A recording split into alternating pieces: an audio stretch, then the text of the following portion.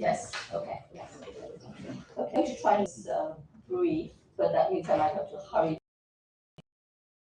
through a bit. So forgive me if you get garbled in the process. I have a feeling that due to Khalid's achievements, his story, his history will come out automatically because lots of people have lots of things to say. But just to make it official, I'll tell you who this individual is. Qazi Khalid Ashraf is an architect, urbanist, academic, and writer. He is now the Director General of Bengal Institute of Architecture, Landscapes and Settlements in Dhaka.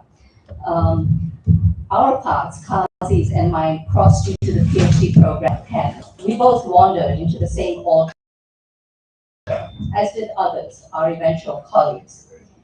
We all came seeking something, a deep dive in our in thinking about architecture.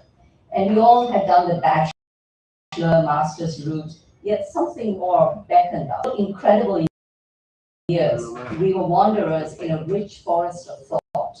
It was a special kind of indulgence, fed by a supplemental cast of characters. So in saying something about Qazi today, I especially would be remiss in listening to the conversation. First, then, a few words about her.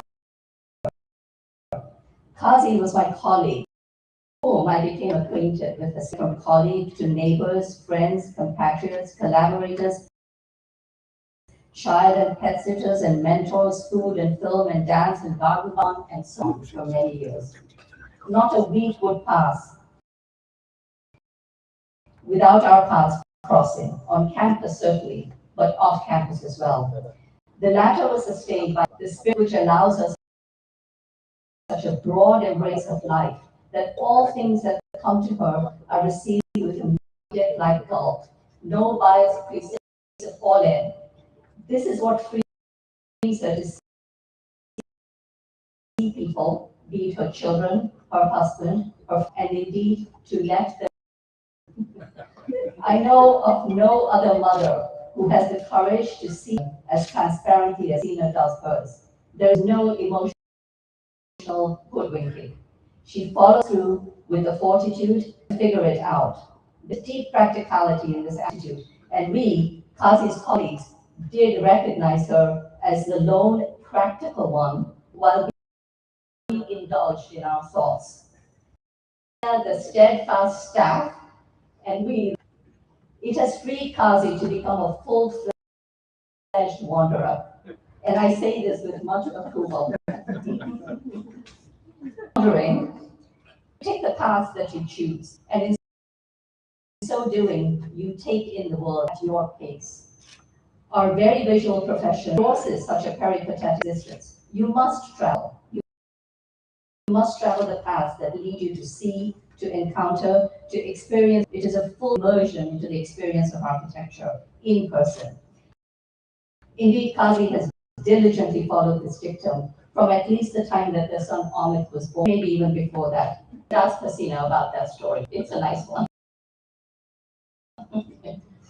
As a student at Penn, the paths wandered were more controlled in nature. Initially desired to include and engage Indian subcontinental architectural dialogue because that was his sphere, and because its reins were already being passed on from the likes of Mazhar al-Islam, Doshi, etc., to those who would take them on. And that meant it's very much like the first travel and know architecture. It's an obligatory path that you have to travel. But the second one is more about a bigger cause. It's not about yourself, it's much more about a bigger cause.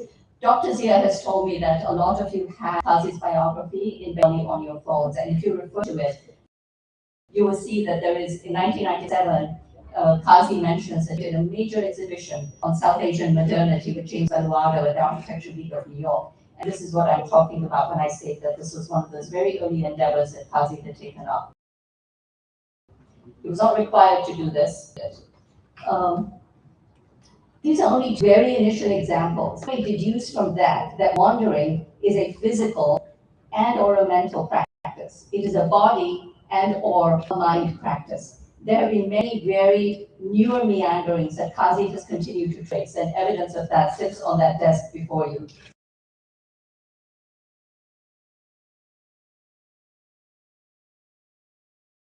More sophisticated than the last one. With each one, the perspective gets deeper and broader.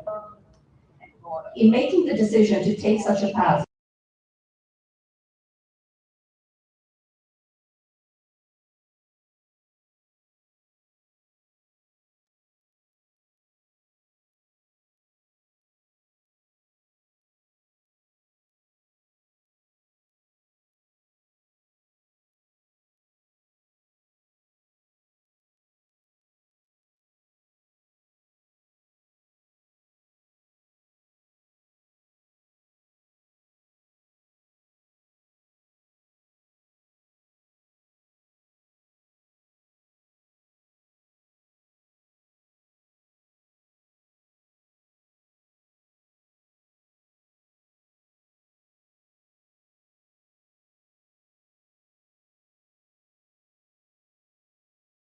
after more than 25 years teaching here in the United States, the University of Hawaii, the University of Pennsylvania, Temple University, Qazi took on a job.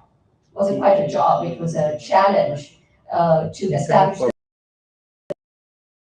Bengal Institute of Architecture, Landscapes and Settlement. And I thought that he could have done. And you being